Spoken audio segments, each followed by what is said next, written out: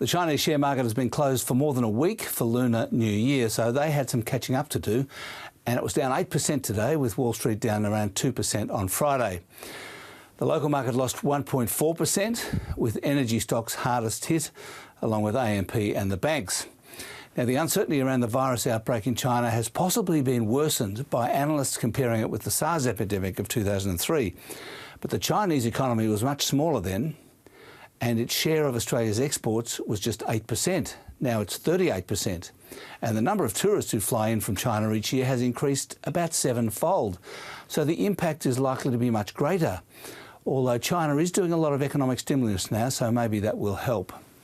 Meanwhile, Australian house prices continued to power ahead in January. The national median rose 0.9%, and it was 0.7 for regional areas, and there hasn't been a 0.7 in the bush for 3 years. Melbourne and Sydney had another 1% plus month, and have now each seen the median house price rise by 11.2% from the bottom. Elsewhere, Brisbane's median rose 0.5% in January, Adelaide 0.2, Hobart 0.9, Canberra 0.3, and Perth and Darwin 0.1, but at least they were rises. The Reserve Bank Board meets tomorrow to set interest rates, and the futures market is betting on no change, but reckons there will be a cut in May and maybe another one later in the year, although that's 50-50.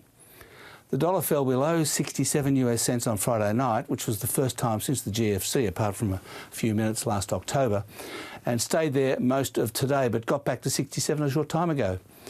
And on commodity markets, oil and iron ore fell on concerns about the Chinese economy. And that's finance. Thanks for watching. You can check out more finance news by clicking there, and don't forget to click subscribe down there to get all the latest updates from ABC News.